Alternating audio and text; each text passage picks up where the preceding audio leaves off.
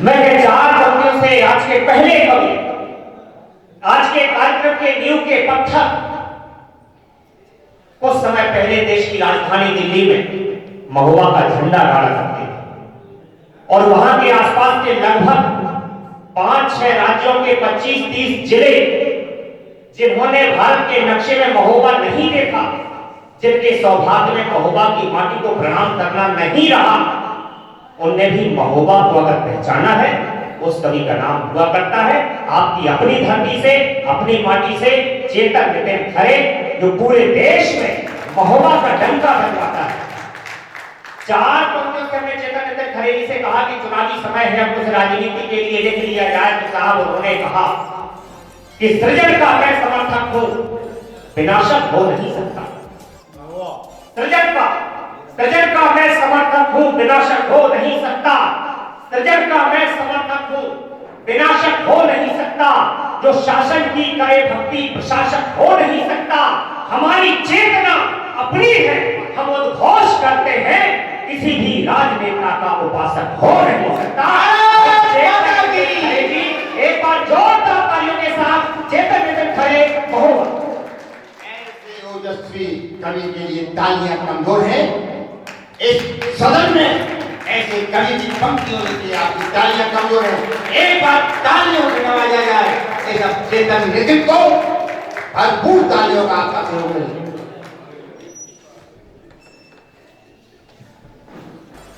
माँ को प्रणाम करता हूँ, देवादेव भगवान महादेव शो माँ जगदम्बा को प्रणाम करता हूँ। और आज का कार्यक्रम भारत माँ की आरती से प्रारंभ हुआ। माँ भारती के श्री चरणों में प्रणाम करता हूँ, माँ वागेश्वरी को प्रणाम करता हूँ। और ये सिलसिला काफी समय से चल रहा है। वार्ता का क्रम बीच में करेंगे, मैं पंक्तियों से आपको जोड़ने का प्रयास करता हूँ ताकि सुनील भैया रोहे पैसा बैठे हुए। गुलों की तुम करो बातें, गुलों की तुम करो बातें, मगर मैं खार लिखूंगा। गुलों की तुम करो बातें, मगर मैं खार लिखूंगा। धनुर्धर पात के जानेव की टंकार लिखूंगा। रखी हो सरहदों पे, रखी हो सरहदों पर देश की जब धड़कनें गिरी, पौष की सब रातों में भी मैं अंगार लिखूंगा। पूछ की सब रातों में भी मैं अंगार लिखूंगा। अमृत महोत्सव का कार्यक्रम है, बुंदेलखंड की पावन धरा है। देश में कहीं भी कामकाज करता हूं तो मैं कहता हूं, आओ आओ मिलकर करें वंदना मां शारदे भवानी की। आह्वान करता हूं मां का, इस धरती को प्रणाम करता हूं। आओ आओ मिलकर करें वंदना मां शारदे भवानी की। मन से करें स्तुति साथी इस मिट्टी पर जानी की। मैं चेतन हूं, मैं चेतन हूं, गीत चेतना के ही हकम गाऊंगा। शान न जाने दूंगा मैं बुंदेलखंड के पानी, शान न जाने दूंगा, शान न जाने दूंगा मैं बुंदेलखंड के पानी की। क्या है ये कलम, इस सीता बनकर के जी मैं व्यवधान दादा पांडे जी का संयोजन है, चतुर्वेदी जी का संचालन है, शर्मा जी दीक्षित जी भी सामने हैं, शुक्ला जी की कमी थी वो भी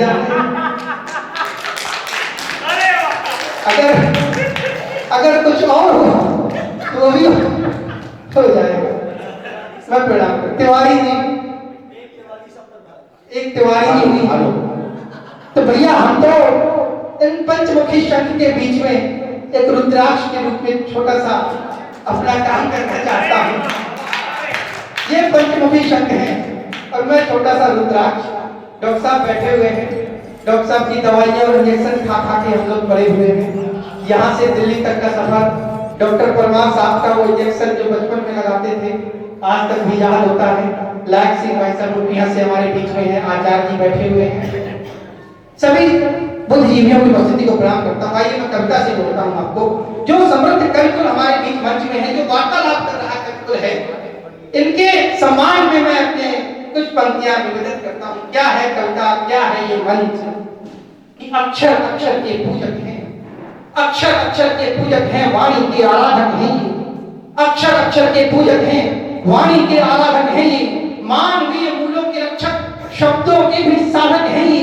राष्ट्र धर्म के प्रबल समर्थक, स्वदेशी अंदाज यही है, संत जनों की त्याग तपस्या शहंशाह के ताज यही है, उमा और कैलाशपति के मन का अंतर्द्वंद यही है, वाल्मीकि रामायण भी है, मानस के भी छंद यही है, ये कबीर की साखी है, ये कबीर की साखी है, पावन गुरुवारी ये है, नदियों की कलकल से बहती कविता कल्याण।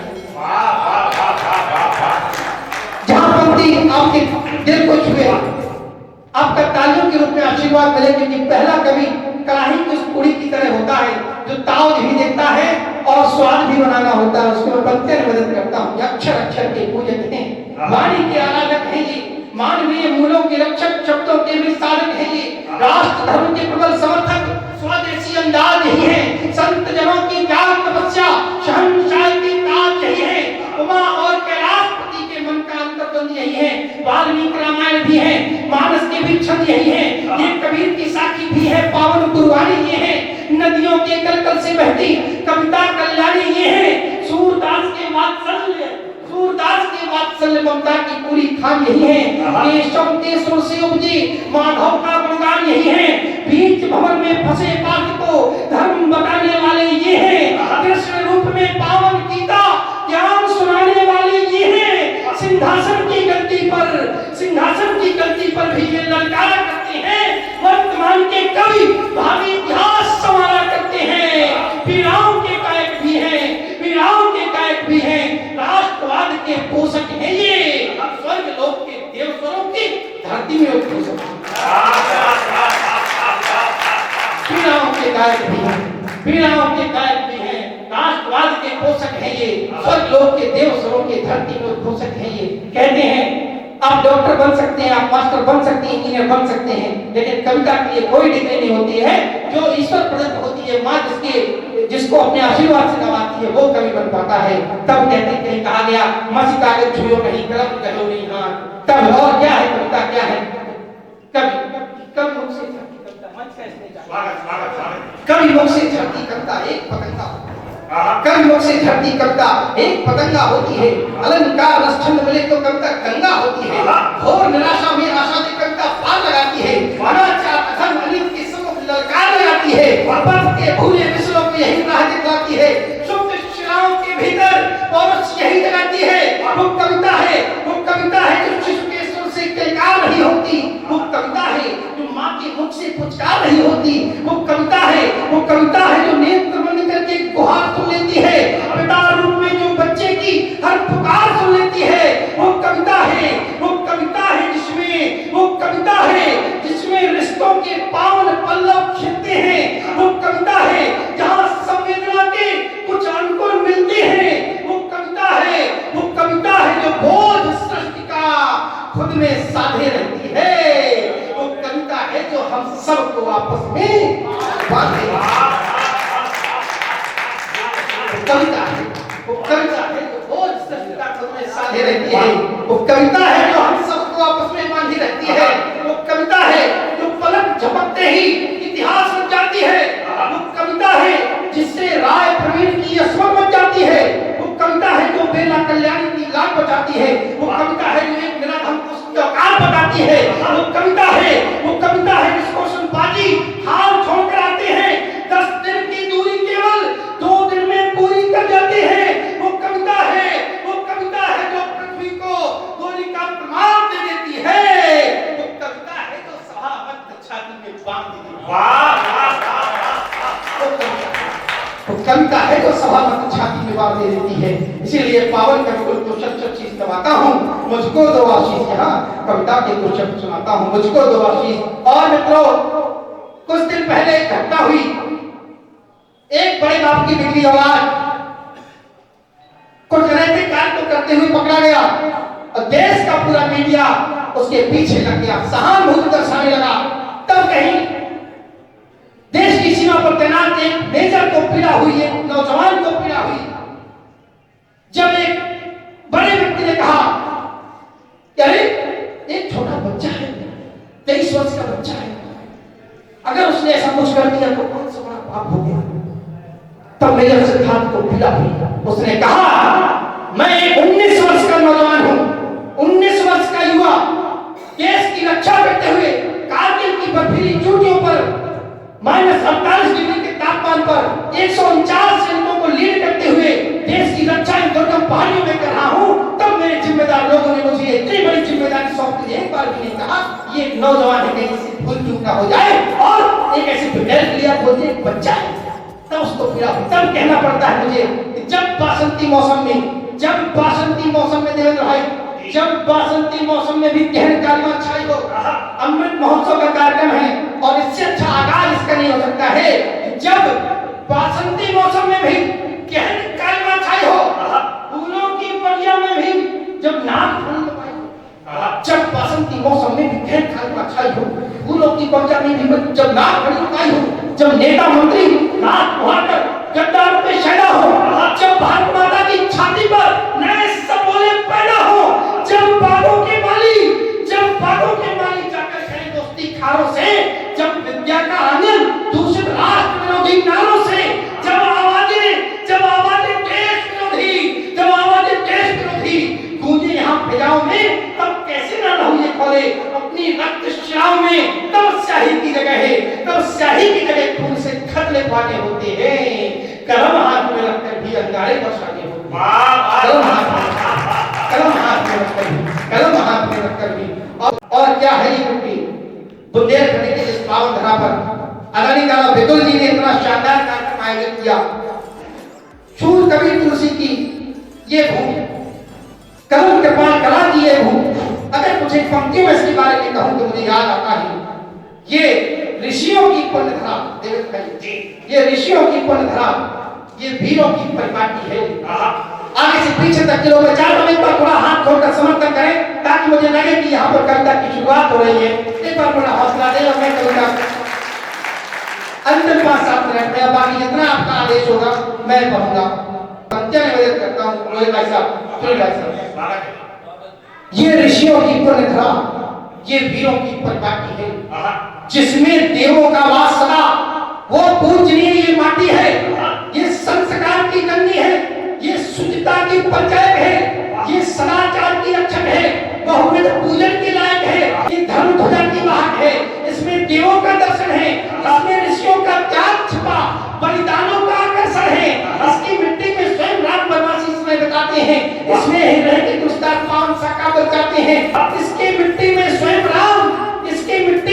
राम बनवासी समय बताते हैं, इसमें हृदय के दुष्टार पावन सा काबल जाते हैं, इसमें प्रकृति के सभी रंग ऋतुओं का रूप सुनहरा है, इसमें नदियों की कलकल है, पर्वत शिखरों का पहरा है, लेती जब के वो फातिहा, क्या है बुंदेलखंड की माटी, लेती जब के वो फातिहा, बालू के टीले लग जाते, जंगल का रूप बदलता जो खाती के गांव सड़ जाते, नदनाल कछारों ने इसके अंदर जीवन भी चेत दिए, अनगिनत वीरों की साक्ष रही, अनगिनत स्नेह रण खेत किए, इसके पानी में तेज और पानी में खून समाया है, पानी में इसके स्वाभिमान, पानी में पौरुष आया है, इसके पानी को देख स्वयं पानी सा हो जाता, पानी का ऐसा रूप देख मानस बलिदानी हो जाता, पानी में इसके खून भरा, पानी में भरा हौसला है, फिर पानी में इसके दांव पेच, पानी में युद्ध कला है, पानी में पूरी दुनिया के पानी में बहती जितनी भी धारे हैं, बुंदेलखंड के पानी में उससे ज्यादा तलवारें हैं। अरे वाह, पानी में पूरी दुनिया के पानी में बहती जितनी भी धारे हैं, बुंदेलखंड के पानी में उससे ज्यादा तलवारें हैं, बुंदेलखंड के पानी में। और अंतिम 5 मिनट एक कविता छोटी सी, आजादी का अमृत महोत्सव है और देश की एक व्यवस्था है कि 75 वर्षों की स्वतंत्रता को याद करते हैं, लेकिन उसके पहले का एक संघर्ष भूल जाते हैं बहुत बड़ा। देश को स्वतंत्र कराने में जिन योद्धाओं ने अपना बलिदान दिया, उससे पहले भी अनगिनत बलिदान ऐसे हुए।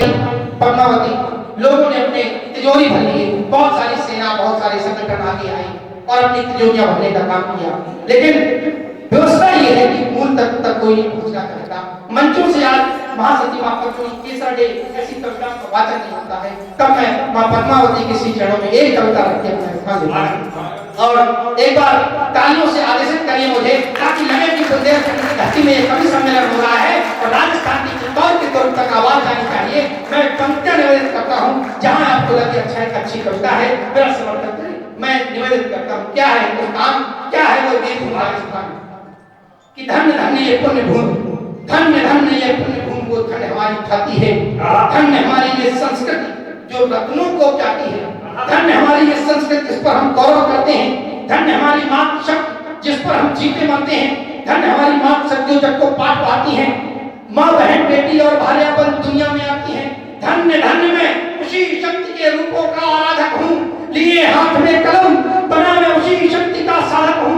हे शक्ति मुझे दो शक्ति, हे शक्ति मुझे दो शक्ति, लिखूं मैं गौरवमयी कहानी को, इतिहासों में कभी हुई उस पहले वंश की वाणी को, शशि मयंक समरूप सूर्य से तेज क्षीर से पानी को, सीता जैसी सती और हारी जैसी बलिदानी को, मुगलों का दम मिटाने वाली माटी राजस्थानी को, शक्ति शौर्य साहस सतीत्व की और संपूर्ण निशानी को, वीर सिंहनी पतित पावनी दुर्गा लक्ष्मी कल्याणी को, 16,000 के संग अग्नि में जौहर कर बलिदानी को, 16,000 के संग अग्नि में जौहर कर बलिदानी को। कहां से थी वो मस्त पत्नी, कैसे हिंदुस्तान तक आई कि भरत भूमि के दक्षिण में गंभीर क्षेत्र इलाका था, जहां अमीर विक्रम सिंह जी का धर्म ध्वजा लहराता था, जहां आर्यविद्वानों ने बौद्धों को जाय हराया था, जपनापुरी नरेश ने वैदिक धर्म आड़ अपनाया था, जिनकी पुत्री सकल विश्व में ऐसी एक तमाई थी, रूप गुणों में नहीं पत्नी की दूरी पर छाई थी, देव पत्नी की सूरत को देव को खसाता था, उस युवती का नूर निशा को विद्यमान बनाता था, यौवन की मोहक सुगंध बेला कचनार चमेली थी, नर्म रेणुका से कपोल नक्शे शिखता गलबेली थी, चपल चंचला सचितवन भावों का रूप कटारों सा, अधर सुधारस की जैसी उन्माद गंग की धारों सा, शाह मेघ से घने किस्मी पक्षी लगते थे, रंध्रनासिका कल्पल्लों की महल कच्ची लगती थी, दोनों बाजू में लहराती थी और सरकार सा बदलती हो, पद चाप मधुर ऐसा जैसे हिरनी कुलाट भर चलती हो, शोभित मर्यादित जल के बड़े वक्त से दिखते थे, हाथों की अंग रेखाओं में शंख चक्र से दिखते थे, सौंदर्य प्राप्ति कैसा था, सौंदर्य प्राप्ति कैसा था जैसे बसंत जाता हो या क्षीर नीर के बीच बैठकर हंस मधुर धुन गाता हो, उस पर जब श्रृंगार करें, उस पर जब श्रृंगार करें तो सुगंध सलोनी लगती थी, तीन लोग की सुंदरता भी उस पर भोगी, उस पर जब श्रृंगार करें तो सुगंध सलोनी लगती थी, तीन लोग की सुंदरता भी उस पर भोगी लगती थी, रूप गुणों के साथ तेज से भरी हुई छत्राणी थी। अब संभालना पंक्तियों को, क्या थी वो महासती वीरांगना पद्मिनी, उन्होंने देश में उनके सौंदर्य का चित्रण किया गया, लेकिन उनका चौर का चित्रण भाई साहब वो किसी ने नहीं किया, वो पंक्तियां सुनिएगा। रूप गुणों के साथ तेज से भरी हुई छत्राणी थी, धर्म कर्म में दक्ष, मन हुआ पूर्ण प्रत्यु ब्रह्माणी थी, शुद्ध कला में दक्ष, ढाल तलवार चलाने वाली थी, चीर शत्रु का वक्ष, युद्ध भूचाल मचाने वाली थी, वो जगदम्बा थी, वो काली थी, वो खप्पर वाली होती थी, वो महागौरी माँ की त्रिशूल जैसी हिम्मत वाली होती थी, अश्रुण हो तो महान वालों की वर्षा करती थी, उसकी कमाल की ताकत से लाखों की सेना डरती थी, बिजली की चपल तरंगों सा सरसर तूफान चलाती थी, मुंडन का दुष्टों के वो मुंडों का ढेर लगाती थी, बिजली की चमक तरंगों सा सरसर वो बाण चलाती थी, भूस्खंड का दुष्टों के वो मुंडों का ढेर लगाती थी, करती जहां भीषण युद्ध वहां अंधेर दिखाई देता था, गजवाज मनुष्य की लोथों का पच ढेर दिखाई देता था, सौम्य रूप में जो राधा सी सरल सजना लगती थी, रौद्र रूप में कुरुक्षेत्र की गर्जना, और एक शाखा का चित्रण करके अपना स्थान लेता हूं। वो समय है महाराजा रावल रतन सिंह खिलजी की कैद से मुक्त होकर वापस चित्तौड़ के किले में पहुंच गए हैं और अपने सैनिकों को संबोधित करते हुए कहते हैं, ये पंक्तियां सुनिएगा। कहते हैं महाराजा रावल रतन सिंह, एक पल के लिए महसूस करिएगा, आप चित्तौड़ राज दरबार के वो राजपूत योद्धा हैं, आपके समक्ष ये झांकी जीवंत हो रही है, और पंक्तियां सुनिएगा। कहते हैं रतन सिंह, चला व्यवस्थित राज हमारे जनहित ने प्रधानों से, रावल रतन सिंह का दरबार है और हमारी जीते और राजपूत योद्धा बैठे हुए हैं, वो संबोधित करते हैं। चला व्यवस्थित राज हमारे जनहित विधानों से और सुरक्षित रहा सदा तुम वीरों के बलिदानों से। लेकिन तुमको दिखता जो ये उगता हुआ सवेरा है, उसके पीछे मुझको दिखता काल घटा का बेड़ा है। क्योंकि क्योंकि क्योंकि क्योंकि बैठा शत्रु खुद हो देख युद्ध का पानी, अब की खिल्ली भेजेगा लड़ने को लाखों से। इसीलिए क्योंकि बैठा शत्रु खुद हो देख युद्ध का पानी, अब की खिल्ली भेजेगा लड़ने को लाखों से रानी। इसीलिए मेवाड़ धरा का मान तुम्हारे हाथों में, वंश की शान तुम्हारे हाथों में। वीर सपूतों तुमने अपना पौरुष दिखाया है। कितने ही युद्धों में तुमने केसरिया लहराया है। शब्द दलों में दहशत होती मेवाड़ी तलवारों से। कितने ही तुम कस खाते हैं एक खड़क की धारों से। कितने ही रबी सुरमा पानी पानी चिल्लाए हैं। कितने तो इस पानी से वो पानी पानी घबराए हैं। कितनों के ललकार मात से पुर्जे ढीले हो जाते हैं और सामना होते ही कपड़े ढीले हो जाते हैं। कितनों के ललकार मात से पुर्जे ढीले हो जाते हैं और सामना होते ही कपड़े ढीले हो जाते हैं। लेकिन अब क्या परीक्षा है सबकी शमशीरों की। शाका युद्ध चुनौती होती रण के असली वीरों की। हट जाए वो सैनिक जिनको अंतिम युद्ध गंवारा हो। मात्र उनसे ज्यादा कुछ भी और जिन्हें अब प्यारा हो। शाका करने से भी बेहतर जिनको अपना घर लगता हो और ताल से ताल ठोकने में जिनको डर लगता हो। चले जाए वो जिन्हें लौट कर आने की अभिलाषा हो। शेष बचन की तलवारों में भीषण रक्त पिपासा हो। चले साथ में जितने सब इतिहास बनाने वाले हो। शाका की घाटी की सच्ची शान बढ़ाने वाले हो। लाखों की सेना में हाहाकार मचाने वाले हो। स्वयं काल के समूह लाखों की सेना में हाहाकार मचाने वाले हो। स्वयं काल की समूह न पुराने वाले हो। इतना सुनते ही चित्तौड़ी जी में सब हुंकार उठे। खींच में आंसू तलवारें जय जय करके पुकार उठे। जय महादेव जय महाकाल सब एक साथ ही बोल उठे। जय चामुंडा की बोल बातों के सब बंधन खोल उठे। जीते जी इस मिट्टी में अभिमान हमारा जीवर है। दोहल वंश की आन बान व शान हमारा जीवर है। हम पहन के शरीवाना रण में अब भूचाल मचा देंगे। खिलजी की सेना को टिड्डीदल साकार भगा देंगे। करो केसरी तिलक लहू से धरती लाल दिखाई दे। पूछ करो शाका को बस आंखों में काल। पूछ करो शाका को बस आंखों में काल दिखाई दे। खुले दुर्ग के द्वार आग का वो दावाना फूट गया। चित्तौड़ी जीते निकल पानी गुब्बार देखकर छूट गया। हाथी घोड़े पैदल सैनिक अपने मोहरे कान चले। पर्ची भाले तलवारें ले चुप चुप तीर कमान चले। बच्चे बूढ़े नौजवान सब लीर दुल्हारी पर बैठे। खिलजी की सेना के ऊपर टिड्डीदल साठन बैठे। रावल का घोड़ा भी रण में कहानी कहता जाता। रतन सिंह को लिए शत्रुओं की सेना पर चढ़ता जाता। एक पल में धर दिखे तुझे फरार हो जाता था। पलक झपकते हाथी के संग में सवार हो जाता था। रावल संहारते मुगलों को वो व्यूह तोड़ता जाता था। मदमस्त हाथियों के टापों से मूल फोड़ता जाता था। रावल संहारते मुगलों को वो व्यूह तोड़ता जाता था। मदमस्त हाथियों के टापों से मूल फोड़ता जाता था। पर्ची भाले तलवारें सर निकलते थे। पलक झपकते युद्ध भूमि में अनगिनत प्राण निकलते थे। मुट्ठी भरने वाली योद्धा लाखों मुगलों को छका रहे थे। शाका करके मात भूलकर अपना कर्जा चुका थे। मुट्ठी भरने वाली योद्धा लाखों मुगलों को छका रहे थे। शाका करके मात भूलकर अपना कर्जा चुका रहे थे। युद्ध भूमि में जगह जगह पर कटे हुए धर्मंड पड़े थे। कहीं अशोके दो टुकड़े कहीं गजों के सुन पड़े थे। अंतर्यामी की महक को घायल हाथ समेत रहे थे। शीश अलग थे कुछ वीरों के धड़ आपस में भेंट रहे थे। गजवाज वरुण की लोथ युद्ध की अमर कहानी कहती थी। नदियां फाड़ में आकर सारी लाल लहू की बहती थी। मेवाड़ी धरती लाल हुई। मेवाड़ी धरती लाल हुई, शाका का बलिदान हुआ, मुगल सल्तनत से लड़ते जिन वीरों का बलिदान हुआ, गजवाए हिंद को रोका जिनने, पुष्पों ने अर्पण कर दो, जौहर शाका के लाखों बलिदानों का तर्पण कर दो, जौहर शाका के लाखों बलिदानों का तर्पण कर दो, बलिदानों का तर्पण कर दो। बहुत धन्यवाद। जय हिंद, जय भारत, वंदे मातरम। बहुत शानदार अभिपाठ भाई चेतन खड़े थे।